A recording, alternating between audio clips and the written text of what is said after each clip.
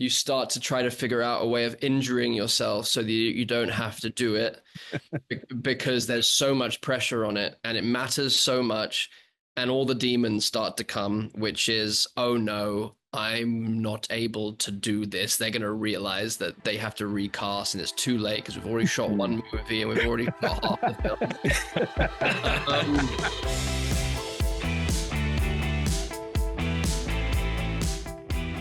Hello, Blenders, and welcome to episode number 326 of Real Blend, a podcast that hasn't slept since having Robert Englund on the show earlier this week.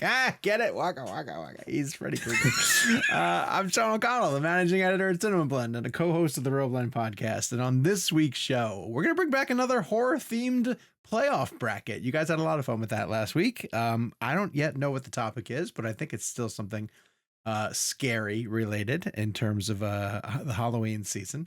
Speaking of the Halloween season, you guys should have gone and listened to our interview with the icons, Robert Englund and Heather Langenkamp, on behalf of Nightmare on Elm Street. It's on all of our channels, so go seek that out. But this week on the main show, Andrew Garfield joins the show, along with his director, John Crowley, on behalf of their new film, We Live in Time. A couple other people who live in time. Kevin McCarthy, Fox 5 in Washington, D.C. He lives in time. Jake Hamilton also lives in time. He's at Fox 32 in Chicago. And then Gabe Kovach, who's the producer, he's living in time as well, too. How we doing? Making it through this time. My time bandits. How are you guys? What's up, Sean? Good, baby. Good to see you, baby. Yeah, good to see you guys as well, too. It's crazy. It's time is whipping by.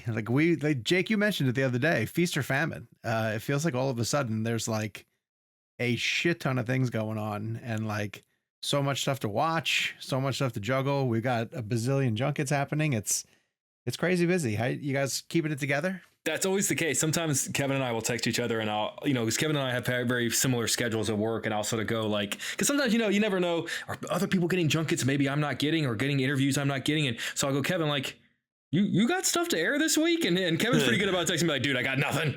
That's when you start getting really creative and you're like, oh, that person that I wasn't going to air from that junket 3 weeks ago, guess what? Yeah. You're making the air, baby. But then in cases like now we all have, 6, 7, 8 junkets this week, and we all have different respective film festivals happening right now. Sean, I know yours is coming up. Mine's happening right now. It's a good time. Yeah. A lot of good television on right now too. Currently I'm struggling to keep up with a bunch of things you guys have recommended. Trying to watch Before on the Apple TV with Billy Crystal. Trying to do Disclaimer as well too. Have Agatha, have Penguin. It's a ton of stuff. But including all good movies that are coming as well too. The awards season heating up. I don't know if you guys have heard this before, but this show started out as an awards podcast. Take a shot. Yeah, for the Oscar season. I still have the email. Yes, you do. Shared it the other day in the text thread. And we started a YouTube channel as we've grown over the years. So if you're listening to us on here, hello, thank you very much. You're getting a video portion of the show in addition to the audio podcast as well. You can go to youtube.com/realblendpodcast. And of course, all the different places you get your audio needs met. If you would like more of this nonsense, you can sign up for Real Blend Premium. It gets you an ad-free version of the show. It gets you a newsletter, and there's information in the description wherever you happen to be listening to it about how you can get to Real Blend Premium. So we have a really important interview that we want to throw to. We're trying to get more actors on the show. We've been a director's medium. Obviously, we love having directors on. Over the past couple of years, we've been lucky enough, especially recently, to get a couple of actors to come on and talk about their process, especially paired with the director. That's been a great mix. And when we had the opportunity to get Andrew Garfield on, obviously we all jumped on it. We're huge fans of his. Obviously, not just personally from me from the Spider-Man perspective, but we get into talk about The Social Network and his work with Mel Gibson on what's the name of that film? Hacksaw Ridge. I was going to say Hamburger Hill. That is a film. That is a. It is, and it's a war movie. Yeah. That's Clint. So I can see where my head was spinning. But anyway, we're so happy to have him on supporting this movie in particular. It played at the Toronto International Film Festival. It is in limited release right now. It's going wider. We were sort of efforting what theaters it was going to be going to, but it should be reaching some markets as well soon. And so without further ado, without Joker Foley ado. Oh. I'm going to keep as most theaters will soon be. Terrifier.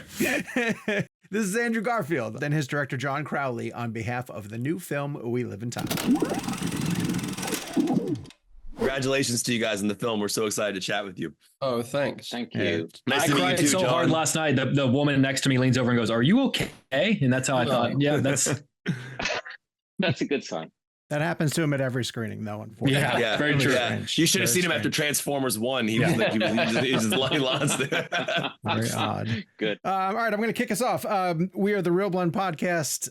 We are a filmmakers podcast. We like to dig deep into the nitty gritty of filmmaking. So please, as we like to warn our guests, get as nerdy as physically possible. Andrew, I want to start here with you. We've been lucky enough to interview a number of people on this show who claim that they have learned unusual life skills because of things they needed to know how to do something for a role. And I'm curious, with that in mind, how comfortable would you be helping a pregnant woman deliver a baby after this film? Yeah. That's funny. The Just honest, step in. I got this. I've got this. yeah, I pretended to do this one with no stakes attached. Yeah, no, the honest answer would be no, thank you. I would absolutely pass it over to someone else. If I happen to be the most qualified person in the room for whatever reason, because I had been given advice during a scene, I would be very, very worried for the mother and child, and I would absolutely step in. I would 100% give it a go because I know the bare minimum. But yeah, that was, and my brother actually has delivered babies in his life because he's a doctor and he's a lung specialist now. But when he was in training, he was on lots of different rotations. So, I was able to call him after that day and be like, "You're not Dad's favorite anymore." I just got a notch up on you, maybe, because I act and I also do what you do. And you deliver babies. I deliver children. Eight times a day as well. You were never Spider-Man, but I delivered babies. That's Exactly. true. Has he ever been in a movie? No. Thank you very much. I think Bryce Dessner's score is absolutely brilliant. I think it's one of the best scores I've heard in a long time, and I think it's a leading character in the film. I was humming the music when I left the theater. And so this question is for both of you, Andrew first, and then John. Andrew, the emotional relationship you have with a score you see your performance set to. I know that the music is not there when you're filming, and I have to imagine emotionally, when you finally see your performance is set to score, like even with Reznor Ross and Social Network and the amazing composers you've been scored to, what does that feel like? And what do you reveal about your performance through music? And John, for you as a director, do you direct your composers as an actor in a way because they are such characters, especially here in this film? Yeah, that's cool. I think it's the difference when I see a kind of an edit or the final edit of the film, not color corrected, not mixed, not without the necessary ADR lines, without credits, and then of course without score, and then seeing the film with all of that there and an audience. It's like you don't know what the film is until all of those elements are there. It can literally change the whole nature of the experience. And I would say, all of those things in equal measure, but I think the most evident ones would be when music is in and an audience are in. And that feels pretty obvious, but yeah, I'm deeply moved every time that final piece and vital piece is there, because it is the universal language of the heart, I think, music as well as story, and the kind of the totality of the artistic experience of seeing a film with all of those different artistic elements in is it's unlike any other art form. And I also love the score in this, and I found it to be it's so interesting. I think a great score in moments wants to be noticed, and in moments wants to be almost invisible, like sub-perceptual, but in a kind of support. I think John will be able to speak about this better than me, but I found it so beautifully moving. You're right. It's such a tender score and tender music choices throughout throughout the film as well. Yeah, I'm just so suddenly the film becomes not mine anymore when the score and all of those final pieces are in, particularly with an audience. So yeah. And for you, John?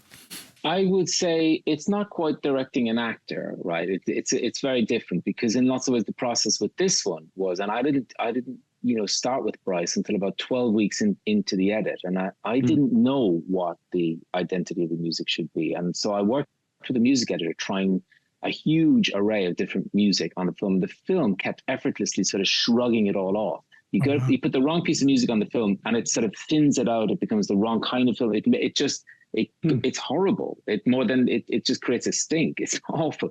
But I met Bryce. I'm a huge fan of his work, and he had a very visceral connection to the film. I was very excited about the journey. So we started the journey. He sent me huge amounts of music, and we were trying lots of different pieces on it, almost like a lattice work, trying to see which bit would fit where. And that theme that Andrew, refers to, which happens 3 times in the film. It opens the film, and it happens when they're back to back at the doorway, and then there's this the end. You can say it's kind of the love theme, really. Was tucked away in a piece, and it didn't have that many champions and people around me. It was sort of, but I thought that the actual melody was perfect, because it just hovered between happy and sad, and it was sort of nailing something so truthfully. So I asked Bryce to rework it, and he did it in different iterations, and then it began to unfurl itself, and that became, in lots of ways, the spine. Some of the stuff then was more like it's too melodic. It needs to be sub-melodic. It needs to be more ambient, and that was stuff. He came to the editing room, and he sat there with his guitar sometimes, or with his synths, and he played and created in response to the performances. Though it was, and I loved that it wasn't an intellectual process of it should sound like a bit like this score and a bit like that score. There was none of that there. It was much more organically growing the piece, and it was a very happy process making the score, but it was not intellectually led. Excellent score. Excellent score. Yeah. Guys, for both of you, there's this old cliche that oftentimes we use when it comes to really powerful, impactful movies, which this obviously is, that when they're over, they make you want to call someone, right? Call someone and just say, you're important and I love you. And I was wondering if it's your movie, if you directed it, if you started it, if you're still able to be impacted the same way we are. So I guess the extension of what I'm asking is, what's the most one of your own films changed your behavior when you got home at the end of the day? Maybe it made you appreciate life differently, or to use the cliche, maybe even pick up the phone and call someone and say, you know what, I love you.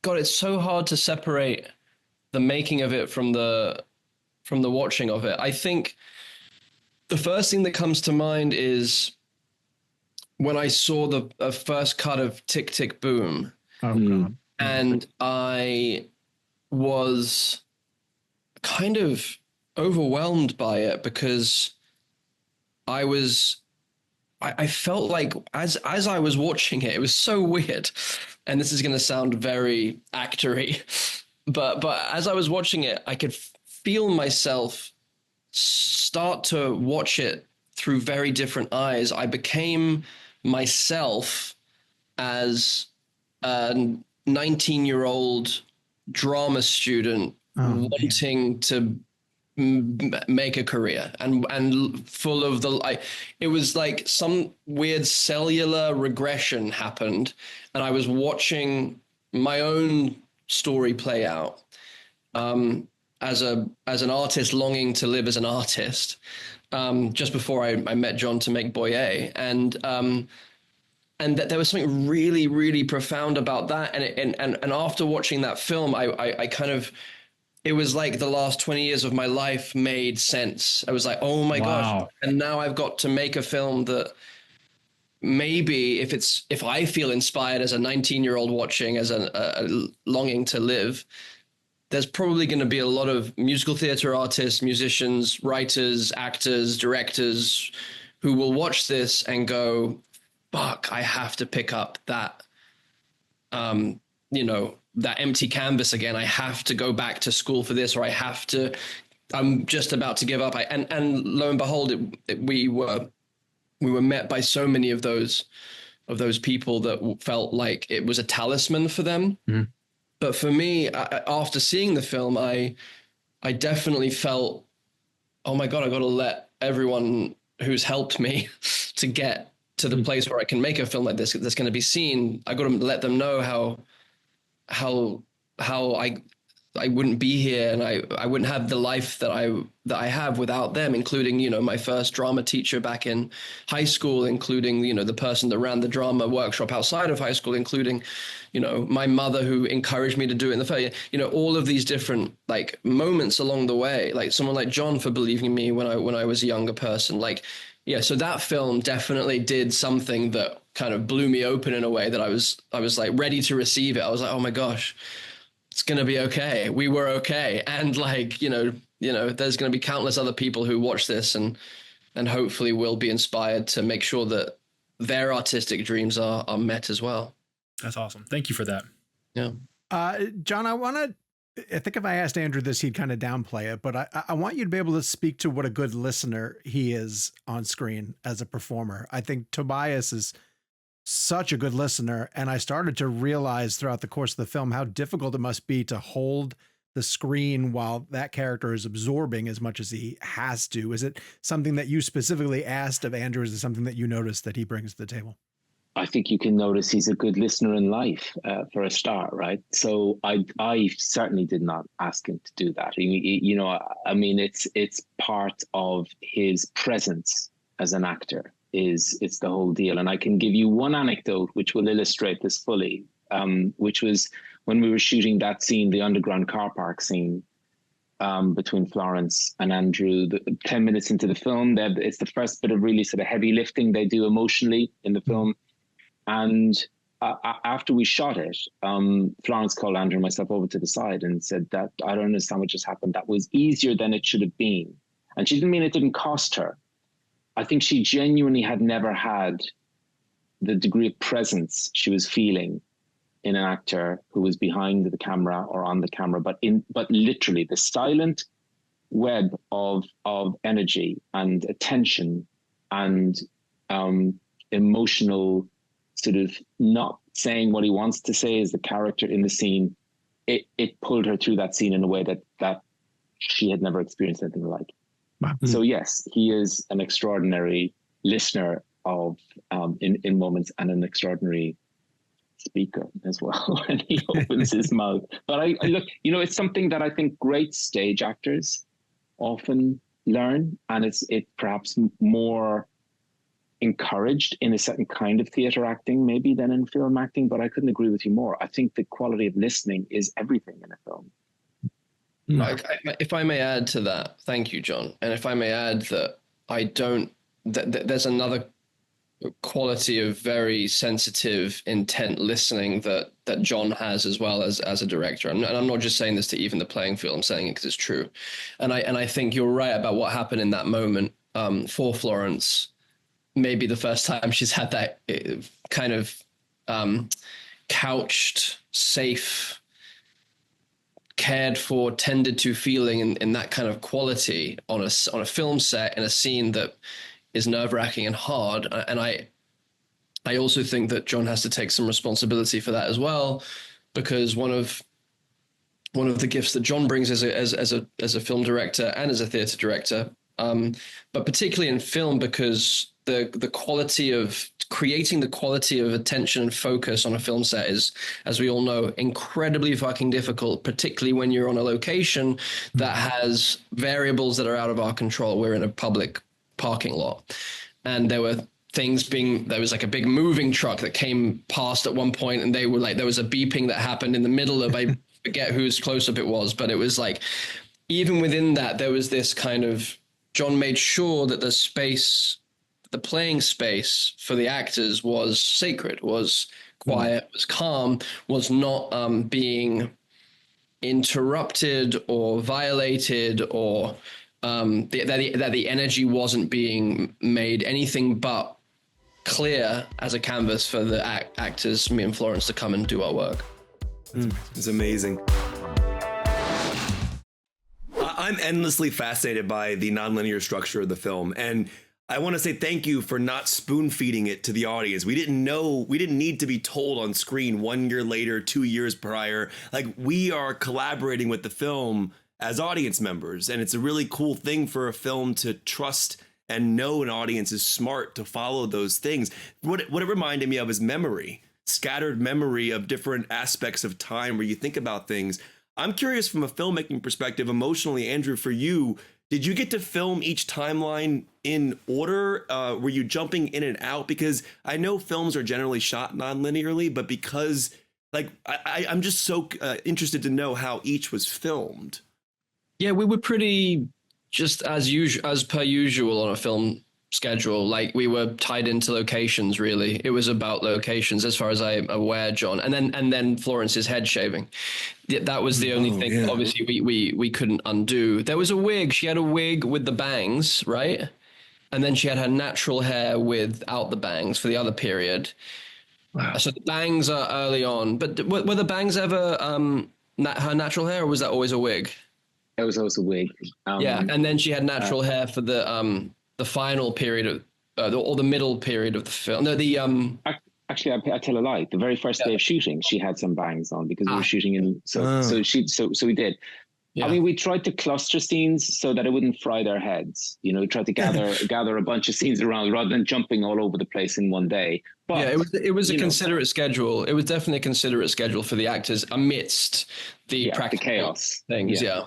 But it always you never brought it to set. It always felt like when you stepped into each scene, both of you were lucidly clear about what we were doing. And maybe that was 2 weeks of rehearsal, that you sort of had studied the map very well, so you kind of knew the territory, and we were able to get down to work pretty quickly with it. But even more so, it was out of schedule. But the writing was really good. The writing was so good and so clear. So wherever we kind of were dipping in terms of the timeline, it was even though, of course, both myself, Florence, and John, all three of us, we had, we were aware of what comes next chronologically. I think I had a script that was chronological at some point that I made. Oh, wow. Oh, cool. Yeah, just to kind of, make sure that I wasn't missing a trick. But also, like, the way that each scene is written felt so clear in terms of where they are, like gesturally. It just felt very, very simple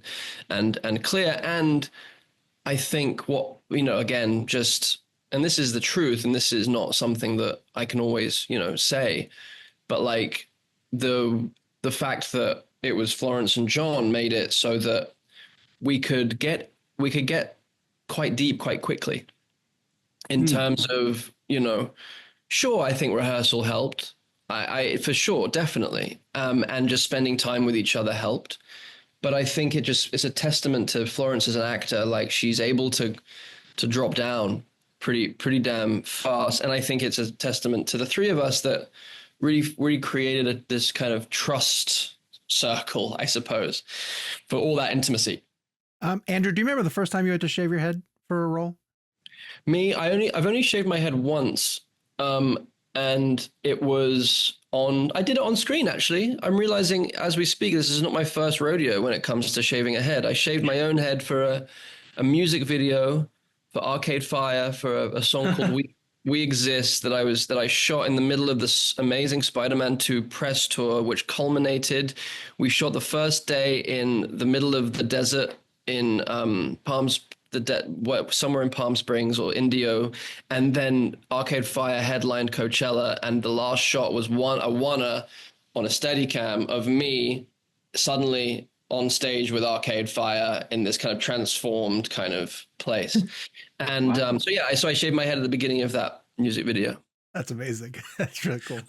Guys, without getting into spoilers, when this movie cut to black at the end, I desperately wanted to know what happens next. Like, I could have stayed with this story for another 2 hours because I was so invested in this family. And I'm sort of curious, as a storyteller and as an actor, do you ever, just for the hell of it, discuss what happens after a movie cuts to black? Is that something that you care to know?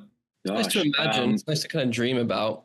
Yeah, there's nothing that you wouldn't discuss. I think it's the perfect moment to leave these two characters who are now pointing forward, and it wasn't the last scene in the film as scripted. The last scene was where she came in and said, "I'm in remission."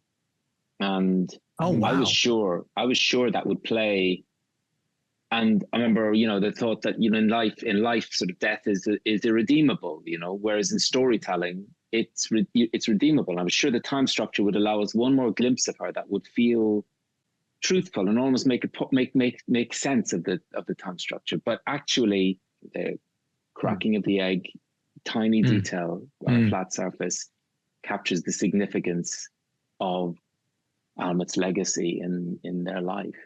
And Kevin has a way. Yeah, Kevin has a new way to crack eggs. I'm not just saying this. Yesterday, I was in my kitchen and I was making 4 eggs with spinach. And I was bummed because I didn't have any American cheese to put it in, but I just made them anyways. And I was sitting there after I saw the film and I started cracking the eggs literally the way you do in the film because of that scene. And it was actually the best way to crack them. I only got 1 piece of shell and I got it out immediately. So Andrew, for you, and this might be an interesting question, but like movies can change the way you do things in your daily life. And I was just curious, have you ever seen a film or had a part in a film that changed the way you physically did something in your own life, the way maybe you drove or like getting out of a parking spot a certain way, or the way, I'm just curious if you've ever had that. As audience members, we have it all the time. Wow. Oh my gosh. I love this question. And I don't know. I think, I don't know, the things that are coming to my mind. It's like, I think the films that I've done, or movies you just seen, doesn't matter. Yeah, either one. Yeah, well, I'm thinking like in terms of the films I've done, like they've shown me my limitations more than anything. There's actually like, oh, I can't do that. Like I remember doing Hacksaw Ridge, and I was I was late 20s, early 30s. I was young and fit and healthy, and I became obsessed with what this man could do and this character Desmond Doss and the miracles that he was performing. And I was like, when we get into that scene where I'm dragging all the bodies, I'm doing it for real and I'm going to do it. And I'm going for it, of course. And then I go to drag the first body and he's like smaller than me, lighter than me. And I start dragging him and I'm like, okay, no, put him on a wire. Put him on a wire, give me the assist. And it was take 1 of body 1. And it was like, oh no, this guy, but it made me realize it was like, this guy was filled with the strength of 1,000 lions because of the necessity. Like, I guess I just didn't have, like, it wasn't life and death in terms of making a film, but like what I didn't expect was like, oh no, there's no way of a human being, especially built like me, being strong enough to carry 1 body to that distance, let alone 71, the size of Vince Vaughn and God knows who else. And yeah, no, so it's more just like I just get, and also, I think like the beauty of doing something like Tick Tick Boom, where I was learning how to sing and play piano and all these things and doing dance rehearsals. Like it takes so long to acquire a complicated skill, and then it takes so short a time to lose it all completely. So like I'm frustrated by that because my piano playing is bad again, my singing is less than good again, my dance, it's this weird, I get to live into these fantasies as an actor, and then I learned how to frame a house for 99 homes, and I've forgotten how to do any of that. Like I pick up a hammer the wrong way around, you know what I mean? Like it's pathetic. So no, it's but thank you for the question and the self-loathing that it's created in me. Do you crack eggs that way though now because of the movie? I haven't actually, I don't know, made eggs since then. Cracked an egg. No, I don't know, but I will. I absolutely. That feels like a practical thing I can actually. Yeah, man. Two bowls. I'm gonna hold you to that. Yeah, 2 bowls. Andrew, I'm going to cheat a little bit. I'm going to ask you something I've always wanted to, or have wanted to for the past 10 years. It's 10th anniversary of Amazing Spider-Man 2, a film that's very, very important to me. We've talked a bunch over the years. Spider-Man's my favorite character. We both grew up with him as childhood heroes. I never got a chance to ask you about filming Gwen's death. And the emotional places you have to go to for that. I almost feel like it's parallel to a couple of things you have to do here. I had heard stories that you and Emma kind of avoided each other in the run up to the filming of that. I was wondering if you could maybe tell the story of shooting that devastating scene that stays with us so much. And do you use any of those techniques? Did you use any of the techniques you used there on this film here? Yeah. So as you know, I read that script and I read that scene and I thought, okay, this is obviously a really important moment in the canon of the character, and I am excited that we are doing it. And then, like the nature of those scenes, when you read them on the page, and they're far enough away from being filmed, you're like, hell yeah. And then as the time before filming gets smaller and smaller, you start to try to figure out a way of injuring yourself so that you don't have to do it because there's so much pressure on it and it matters so much. And all the demons start to come, which is, oh no, I'm not able to do this. They're going to realize that they have to recast, and it's too late because we've already shot one movie and we've already shot half the film. It's like Back to the Future. Yeah. It's like you get Eric Stoltz. Eric Stoltz. Eric Stoltz. Sorry. Yeah, God bless Eric Stoltz. But he was. I know. But I. And then, the day comes and I get very specific with Mark and with Mark Webb, our director, and I say, okay, so I want to make sure that we nail this, obviously. He's like, yeah, me too. So I just kind of ask for what I need. And I ask for a closed set. I asked for a close-up to be shot first so that I could come in fully loaded so that we could capture the first spontaneous, most emotional response. I said, what's the shot you're going to be most using in terms of for the emotion of the scene?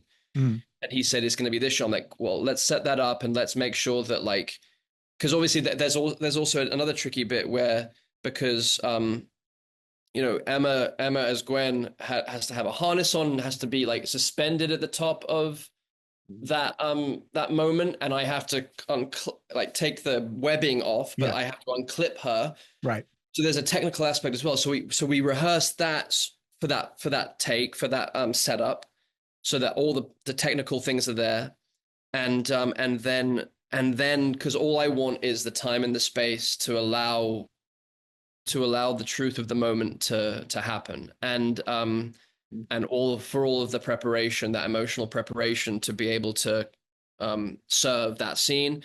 And yeah, I think we did about 2 takes of that close up. And I think they probably used most of the first take, to be honest. Wow. That's usually the way it goes. And I think it was the same with saving MJ in the last Spider-Man film as well. I kind of had the same process with John Watts. I was like, yo, in the middle of this romp, there's this very serious thing that I have to do. Like, usually, most of the time, I'm just improvising with the guys and fucking around, and we're just like trying to have as much fun as possible. But obviously, this moment is, a big emotional piece in the film. Yeah. So can we get specific about how you want to do that? I was like, yeah, he was amazing with it as well, John Watts, and we set it up so that Zendaya was on a platform, and that we shot my close up first. She was so cool with that.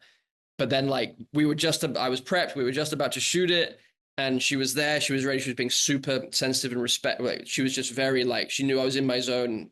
She was just so great. And then they realized that her hair was done in the wrong way for the scene. So we had another 30-minute wait while I'm just like pacing around in my Spider-Man outfit. Like, whatever.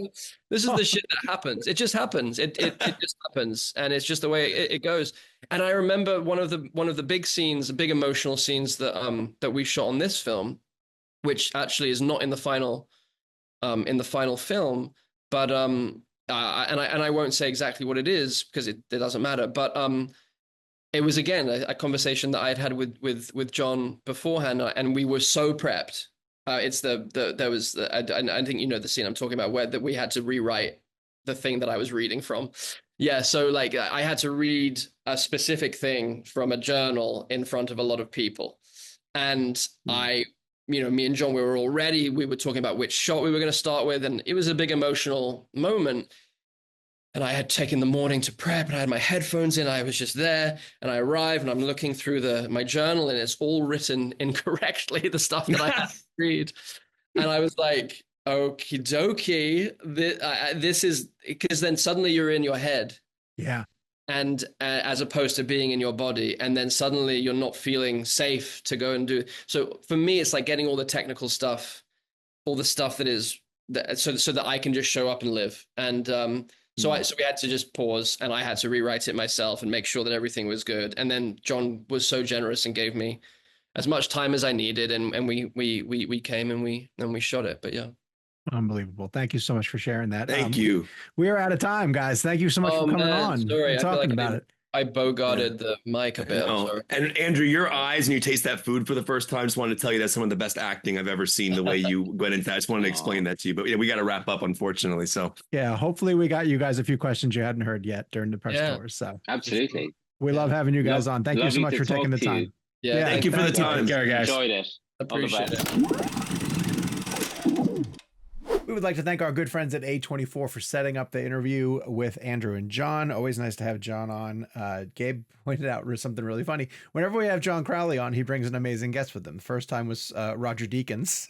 Wow. At the Toronto International Film Festival. Yeah. It was Deakins paired with John Crowley. It was Sean and I. That was incredible. That was pretty incredible. I was just sitting on the floor with a mixer, just like trying not to freak out.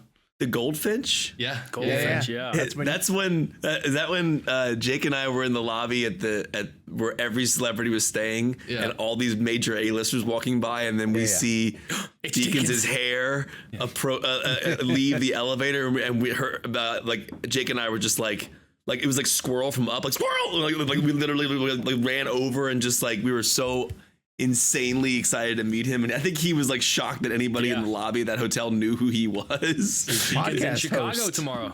Aren't you doing something with him? Yeah, he's opening up. There's an art exhibit of his work, framed pieces of his work, opening here in Chicago through April, and he is going to be here for a special 30th anniversary screening of Shawshank Redemption. And I'm doing a little sit down, little city sit with him tomorrow, and he's going to walk me through his exhibition. And should film the interview with the Deaconizer lenses from Jesse James and just blur out. It's so funny. My cameraman who I work with many times, and Kevin, you met him, Stuart. He's my all-time favorite cameraman to work with. But he also he's a movie fan, but doesn't really get jacked up by meeting celebrities. He's come with me on junkets and stuff, and he's never really doesn't really care. He's shooting the Deakins interview tomorrow, and he's so nervous about being judged about the lighting. He wants to show up an hour early and tell him to shoot it on film. I told him that. So we'll. So I just think it's hilarious that that's the person he's getting nervous about. Of course he is. I would be petrified as that as well too. It's going to be amazing. That should be really cool. Over under 50 photographs from Jesse James in the exhibit. Well, if it's under, then I'll just start posting different. Please, different it should just be the he entire has to know film. No Country and Jesse James and Skyfall are his three top tiers. Blade Runner. Blade Runner. 2049 is good. What do we even? Yeah, but I think Raising Arizona is another good one too. Is his most iconic shot though Tim Robbins in the Rain? I don't know. It might be the most I'm not saying the best, but the most where people are oh, I know that. It might be the most seen shot. Yeah, and most people have seen that because I feel like that's it just gets used in montages. Exactly. And the three inmates escaping in Oh Brother is pretty iconic. Oh yeah, that's another really good one. Sean hates that movie for some reason. Yeah, I know, right? And maybe I'm just in the in the target audience, but I feel like a lot of Blade Runner 2049 still images went crazy because so much of that film is really striking. Yeah, well Gosling from behind when he's walking through that very orange landscape, then the digital sign of Ana de Armas is that Ana de Armas? Yeah. Before any of us really knew who she was, at least for me. Yeah. Well, Roger Deakins did not shoot We Live in Time, but let's give it a really quick review. Since it is our movie of the week. This is one of those funny movies that goes to, in my opinion, goes to Toronto International Film Festival, comes out with a lot of buzz. People willingly or not, or correctly or not, start to put things into like awards conversation. I don't think this is an awards play. I think this is just a perfectly sweet movie that people are going to enjoy, and should go see. Absolutely worth going to go see. You're getting 2 movie star performances from Garfield and Florence Pugh. They do have, as people have said, unbelievably great chemistry. We talk about it in the interview with both Andrew and John Crowley, the nonlinear format of the storytelling. It's this relationship, but it makes it very, very clear in the opening scene that Florence Pugh's character is eventually going to be battling cancer, and it's how it's going to affect their relationship, the way it pulls it apart. The 2 of them are so incredible, in just about almost everything that they do. And so watching them for 2 hours together was great. I do have an issue with the last few minutes of the movie. And because you have no heart. That. We could discuss when we have some more details. Yeah, I thought it worked. I thought it worked really well. I wasn't blown away by it, but I thought the 2 of them were really great. You guys, I think both of you, Kev, the way you 2 talked about it seemed to like it a little bit more than I did. And of course I was joking. Sean has a huge heart, but I found, one of the questions that you just heard in the interview, and I'll keep this fast, was just the idea of not spoon feeding the audience where we were in the timeline. And I appreciated that. I think a lot of films are under the impression sometimes that audiences can't follow things. And I love that when a filmmaker trusts that an audience is smart, because audiences are smart and audiences do have the ability to collaborate with the film in that way. And I don't like when I'm spoon-fed information. Let me kind of figure out where I am in the story. And I think a lot of that has to do with, the filmmaking process, the performances. I love to learn. I'm like, oh, where are we? Oh, we're here, because you lean into the story more and you're more attuned to the structure of the movie. And I think they're fantastic together. The score is remarkable. And I think Andrew and Florence really they're the heart of the film. And Sean brought up a great thing at the beginning of the interview about the pregnancy sequence, which is it's one of the best scenes in the whole film. And I just love that scene because it felt so realistic. Yeah. So I loved it. I would highly recommend seeing it.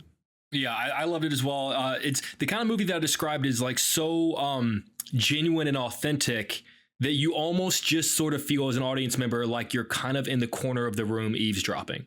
It felt, which is a little bit funny when you think about that story that went viral. Yeah, exactly. The article? But sometimes one of my exactly. If you don't know the Andrew Garfield, Florence Pugh, not hearing cut story, it's fantastic. But it's just a very real, honest, raw movie. And sometimes those I feel like can be overwritten, where you just sort of think like no one speaks like that. Like real conversations don't go that way. Real conversations are messy, and life is messy. And sometimes movies like this try to Hollywoodize this sort of situation way too much, with and bringing in the string symphony when things start getting sad. This one just felt very matter of fact and like, hey, this is 2 people and this is their story. So just be quiet and go stand in the corner and watch it unfold. And I thought it was beautiful. We were talking a bit about Andrew's performances leading into the conversation. I mean, how do you not mention Tick Tick Boom? I'm sorry. I forgot to mention that one was extremely high. One of his best. Lists. Oh,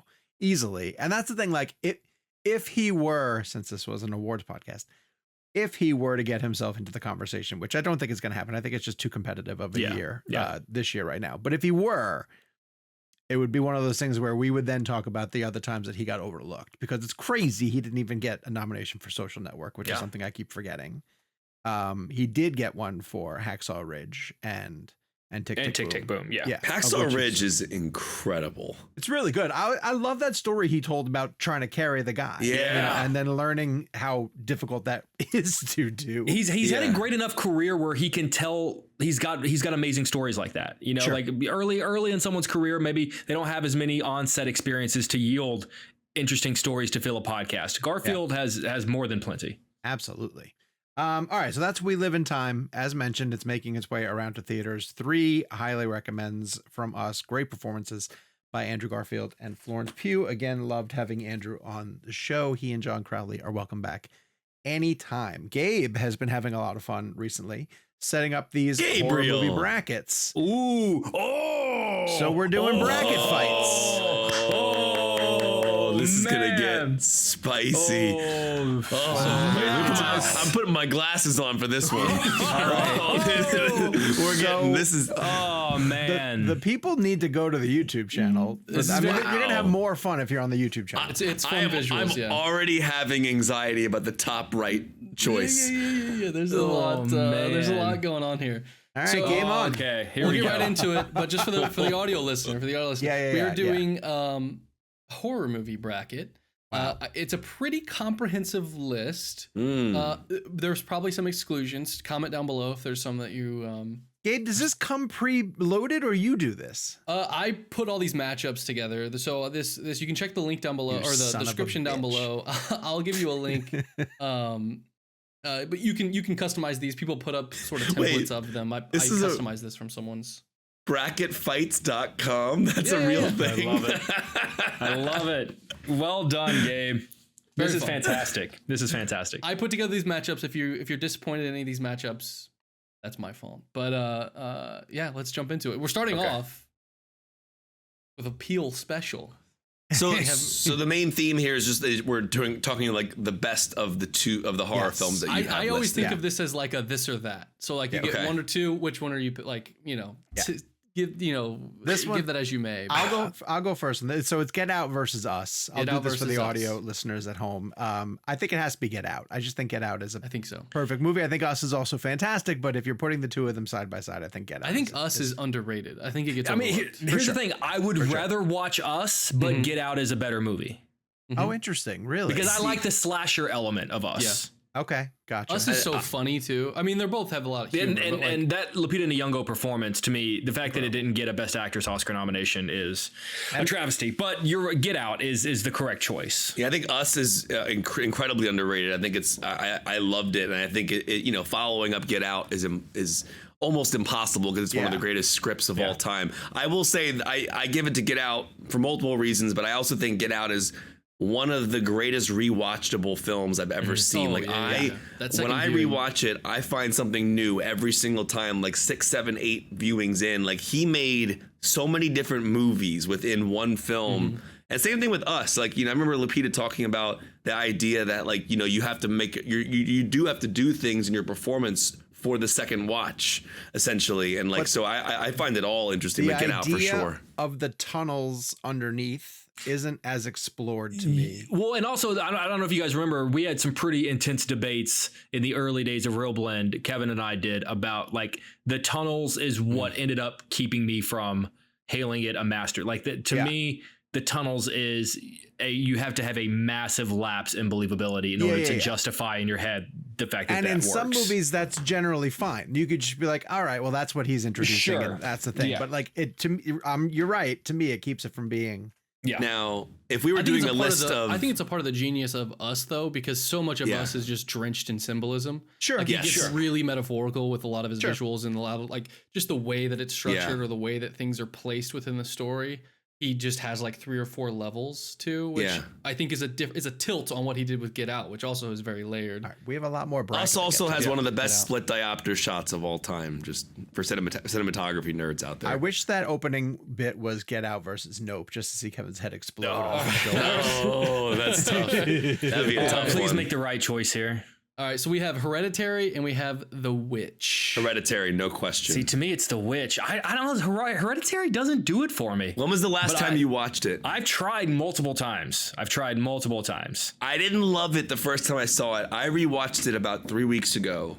It is, one, it's absolutely horrifying. It is. And 2, striking. The way that he shoots the film. So everything that leads up to the moment when the sister gets her head cut off in the car ride with Alex Wolff. The way the film shifts its tone from that point forward is just a sense of dread in your stomach and then the ending is just I think Hereditary is one of the best horror films I've ever seen on a rewatch. For me, I love The Witch. They're both great. The Witch, what's interesting, I'm not as easily sort of decided here. I'm leaning Hereditary because to me, from what I remember, it's worth a rewatch. The Witch was more atmospheric than it was like a really great story that stuck with me. Oh, see, to me, the story is horrifying. Like these two little shit kids get their sister and oh my god, great. I remember loving it. Like I said, but the story hasn't stuck with me. It's worth a rewatch for me. I'm leaning Hereditary just because. I mean, I just felt like every scene in that was. Terrible. I do love the V's in the marketing for Witch. It's really smart. We have a Witch and 2 Hereditary.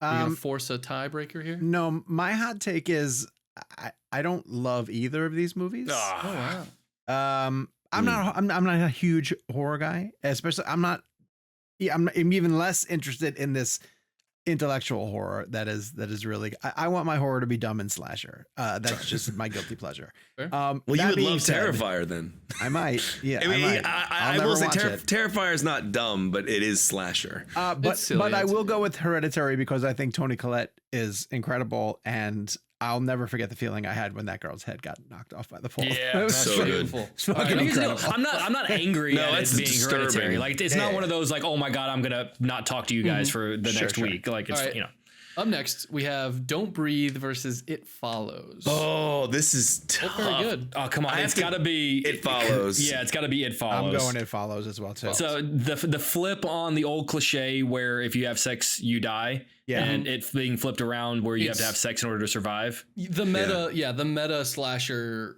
sort of storytelling of it is what's amazing. Don't Breathe is good, Don't Breathe is amazing. Yeah, the turkey baster. It's terrifying. But the experience that for me, I don't think I've ever had, especially in a movie theater, but watching anything, is with It Follows. You're paying attention to the story, like you're into it, but you're constantly looking around the frame to try to find the thing because they set it up so well that it's there. It's always there and it's coming. It's chilling. It's so good. You know what, people? I haven't seen Smile yet, and some people say Smile 2 is actually great. Yeah, I've heard Smile 2 is great. My Smile 1 just felt like The Ring to me. Oh, interesting. Okay. Yeah. To me, it's just The Ring. It's just it's the same bit. Up next, we have for the audio listeners, let me introduce The Conjuring versus Saw. Conjuring. Yeah, I'm gonna go Conjuring too, because Conjuring is legit scary. Like Saw, don't get me wrong, Saw. I mean, that reveal at the end is incredible, and I still think the Saw theme is one of my favorite movie themes ever. And deserves respect for kind of being what it was at its time. Sure, but The Conjuring is just, to me, it's timeless horror. It will be just as effective in 50 years as it is right now. Absolutely. Yeah. Speaking of, and also wasn't The Conjuring rated R? Because it was scary. Exactly right. Just out of pure fear. For fear. It was. Like that literally was rated R. There's no violence, there's no blood, there's no gore, there's no language, there's no sex. It deserves it. It deserves it. And the MPAA rating, it just says scary as shit. I'm scared. It's R. Right. Jake, speaking of timeless horror. Yeah. We have The Exorcist versus Psycho.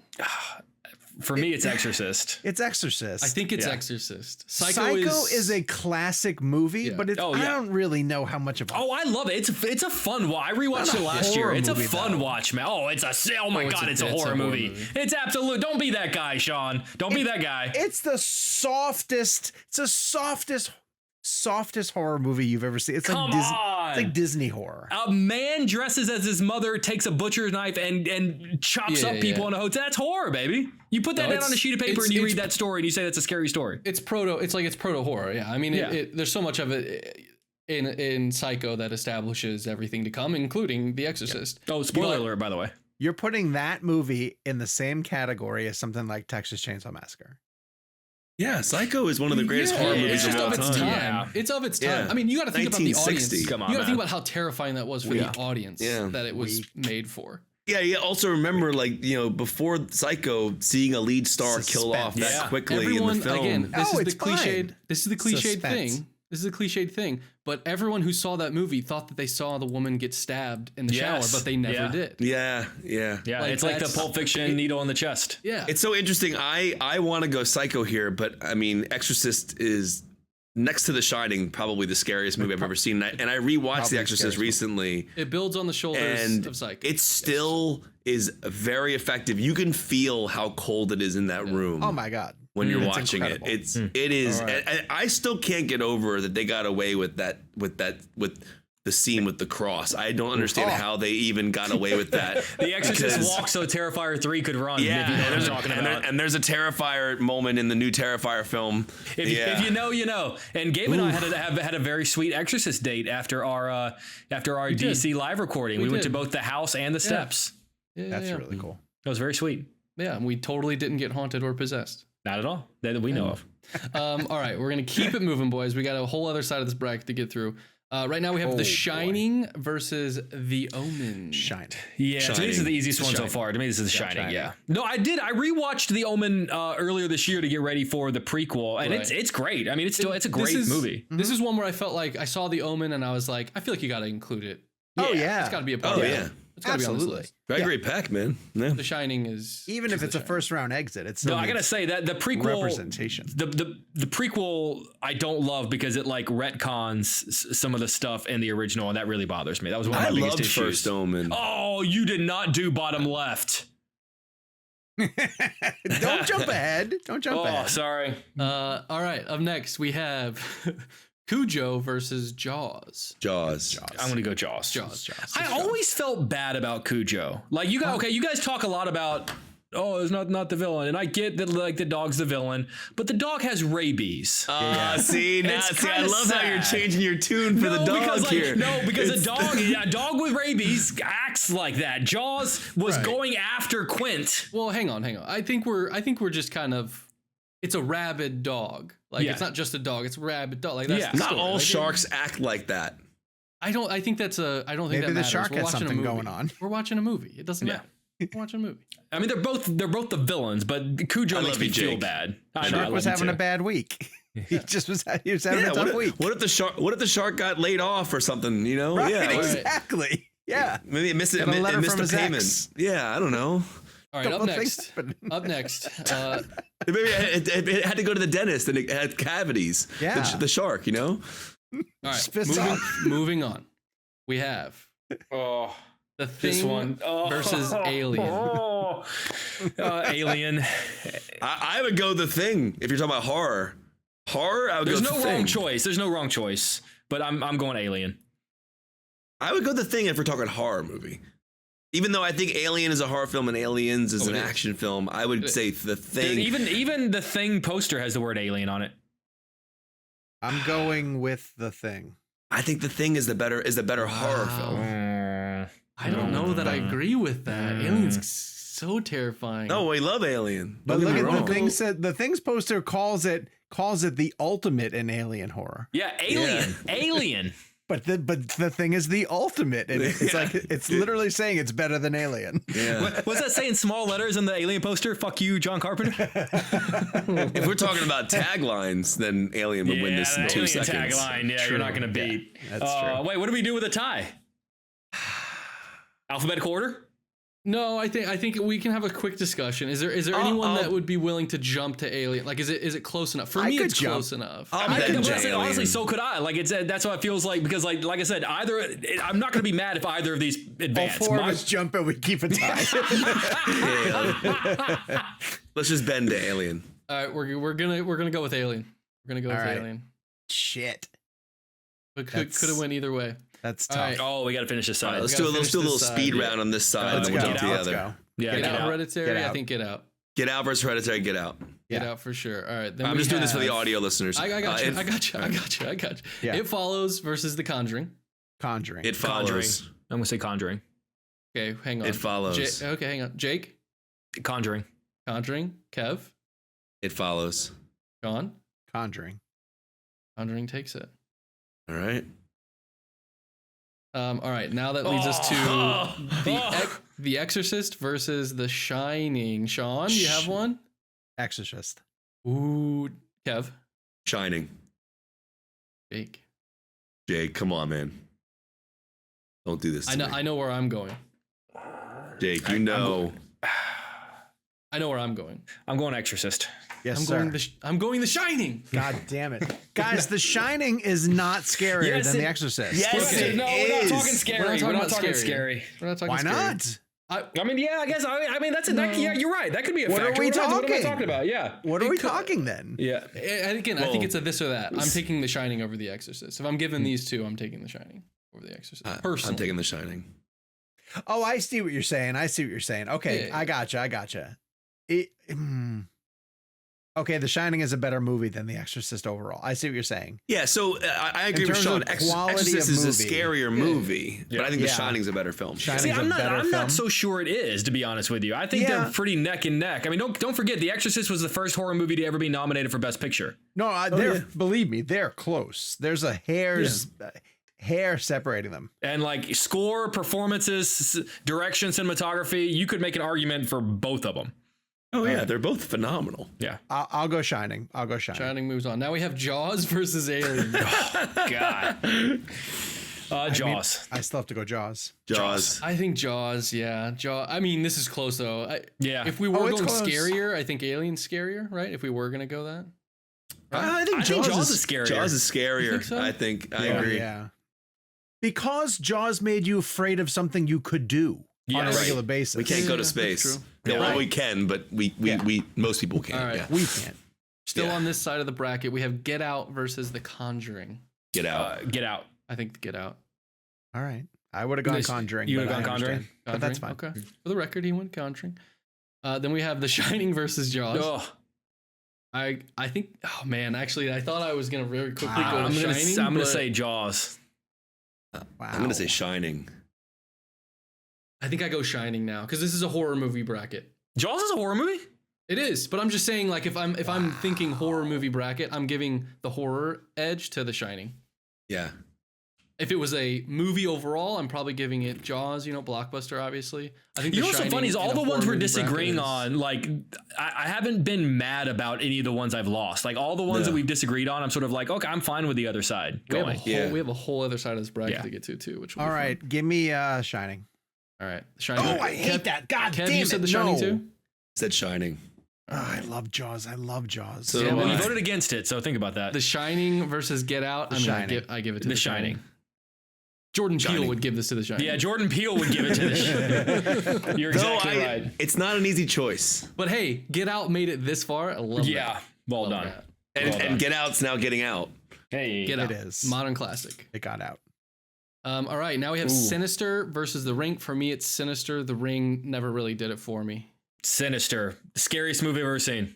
Sinister, I agree. One of the scariest movies I've ever seen. Still haven't seen it, so I have to treat you. I have Dude, to trust it is you guys. genuinely like when people ask me, I always say, listen, there's a difference between best and scariest movie. Yeah. When people ask me what's the scariest movie you've ever seen, I think Kevin agrees with me. We say Sinister. Sinister or The Exorcist are like right there with. Though The Ring does have one of the best jump scares of all time. The closet scene. It does. Next, we have Hostel versus Final Destination. Hostel films never did it for me, so I'm going Final Destination. Final Destination has to move forward. This is ubiquitous. One of the best franchises ever, and I think one of the greatest twist endings is Final Destination 5 when they flip back to the original ending or the beginning of the first movie. It is so smart. I just hated that run of torture porn. Like the Hostel. It never really did it for me, yeah. No, I didn't care for that at all. Yeah. All right, up next. This was a fun one I wanted to throw a little bit. These are cool. These are fun. Ready or Not versus Happy Death Day. Great films, so fun to watch. I'm going to say Ready or Not just because I got to be honest, the whole Groundhog Day bit gets old for me pretty fast. Okay. In any genre. Yeah. What about in Groundhog Day? But that one's really clever. It's very clever, but for me, Ready or Not has a much higher replay value. I liked this. I liked when I put this together. This one I felt was nice because these both felt like refreshing. Yes, fun 100%. When they came 100%. I'll go Ready or Not. I like Ready or Not. Okay, I'm in the Happier Death Day camp. That's. I mean, they're both. I will say that the sequel has to be Here I Come. Are they going to do? Have they? They just greenlit it. Hell yeah. You have to call it Here I Come. You know what's better than Ready or Not? And I don't know why I put these two movies in the same field as You're Next. Yes. Yes. I confuse them a little bit sometimes. Interesting. Your Next is also great. My vote is Happy Death Day, but I'm okay with Ready or Not. It's fine. Ready or Not moves on. All right, boys. I'm going to make the argument this is actually a pretty easy one because I think I think people romanticize the nostalgia of the limited series. I think it's a lot slower and older and aged than you remember it being. The performance, the Pennywise performance is iconic. Yes. It's fantastic. But he's I also think not in it as much as people remember him being. And again, it's almost the Hannibal Lecter thing. But I'm going the new It. Also, I rewatched this is sorry for the folks at home. This is It the miniseries versus, and I'm sorry, I jumped the gun. I'm sorry. The two It films. Oh, so It on the side here is It 1 and 2? I think because the miniseries covers the whole book, we'll just give it the sort of the It story. Which It story? I do think chapter 1 is much better than chapter 2. Personally, that's the case in the book as well. Anyone who reads the book will tell you that the kid, because it actually goes back and it's not like one half. It goes back and forth. Yeah. Anyone who's read the book will tell you that the kid chapters are infinitely more interesting than the adult. That's been a flaw of the book. There are chunks from, and I agree with you. I don't think 2 is as good of a movie, but there are chunks in that movie that are as dark as King's novel. Like, the murder of the guy at the carnival at the beginning. Yes, I forget his name. Yes, a pretty important character, and I forget I'm blanking on his name, but that was really brutal. Really, really brutal. I'm gonna pick up the pace because Muschietti. I'm voting Muschietti. Yeah. Muschietti moves on. Kevin has a hard on, so we're gonna keep moving. Let's go. Up next, okay, we have Poltergeist versus the Blair Witch Project. Oh. I'm gonna go Poltergeist. I'm going I love the idea of Blair Witch, but the movie as a whole never worked for me, so I'm going Poltergeist. I think I'm leaning Poltergeist. Blair Witch, I think I was around for that, so I have a bit of like a fond nostalgia for it. But I think I'm going. That was I remember that time. That was when I remember being of the age where like I remember thinking like it was a great moment. It's not a movie I'm putting back on ever. The nighttime scenes for Blair Witch are really scary. Very good. But the daytime scenes drag. Up next, we have Halloween versus Friday the 13th. Halloween. My boy. Yeah, my boy is Halloween. It's got to be Halloween just because the first Friday the 13th is not even the best Friday the 13th. Right. I think we can take these as part 4.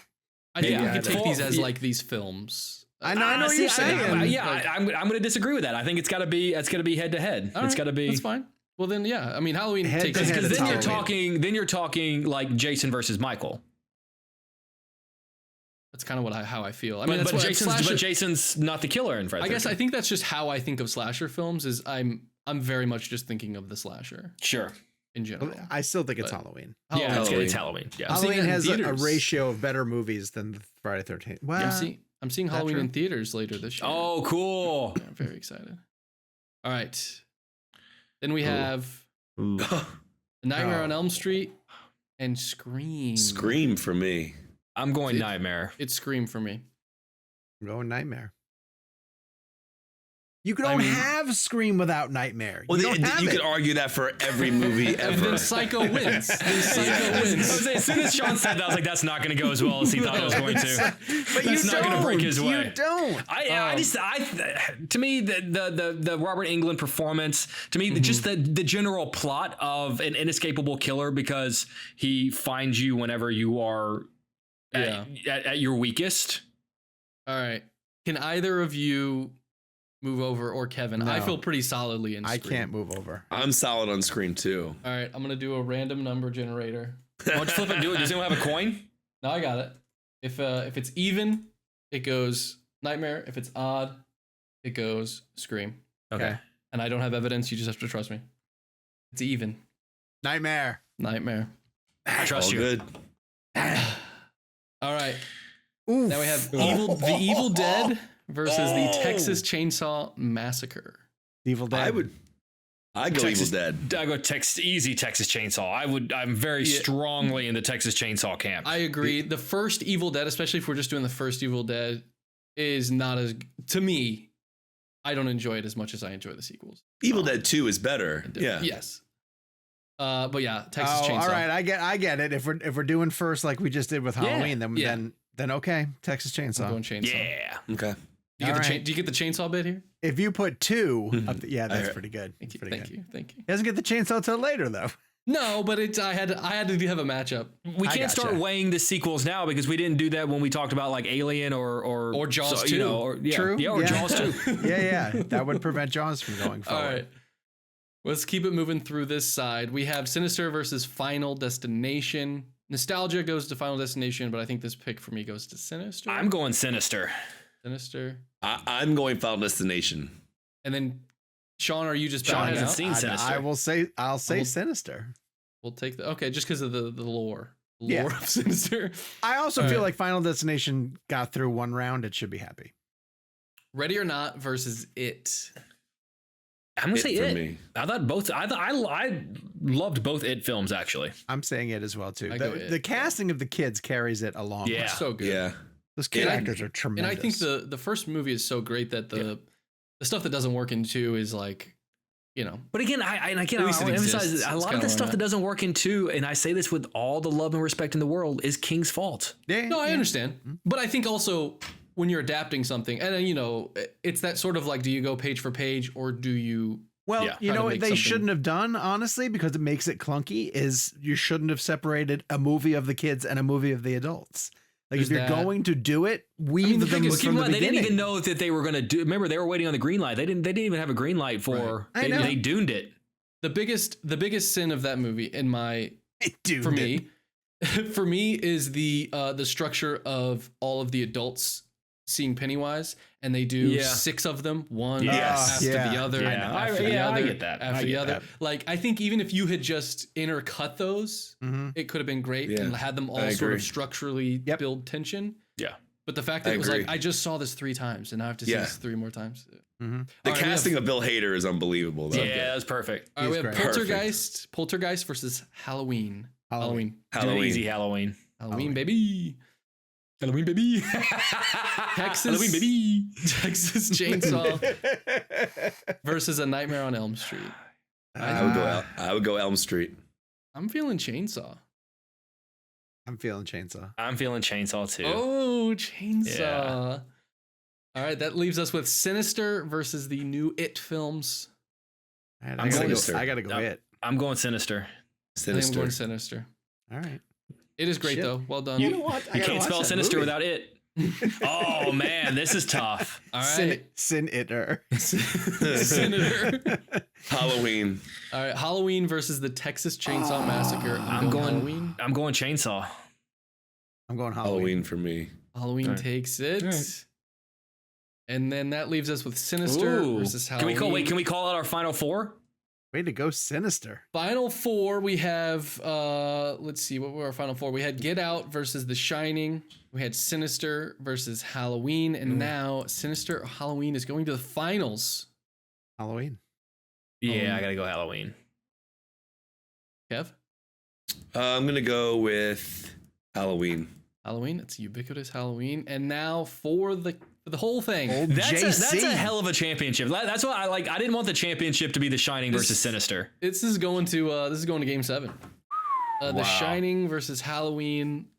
I mean, I'm leaning, and maybe this is the little prestigious person in me. I'm leaning The Shining just because it's The Shining. Like, does that Yeah. make sense?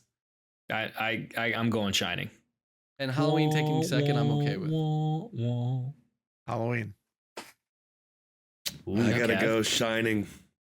3-1 to The 3-1. Shining. Shining takes it. Three But to again, one. I gotta be honest. You picked really great movies for the matchups because there were several of these where I sort of thought like one of them has to lose, and I don't want to lose either. I of them. tried to get some stuff It like was a that. Like, nice. I put them into like 4 quadrants of some modern horror, some classic. Yeah, I would say you bracketed them very well. Thank you. All right. Kev's got a I'm hard happy out. with that. I'm very happy with that as well, too. Hope you guys enjoyed listening to the bracket fights. Gabe, let's try to have one more at least for Halloween. Yeah. Yeah. We'll try Wrap to up, do because one, these have been a lot of fun. Thank you been guys good. for tuning in. Thanks for listening to Andrew Garfield and John Crowley. We'll have more interviews coming up. In the meantime, follow us on social media. And until next week, night, bitch. Dunkirk.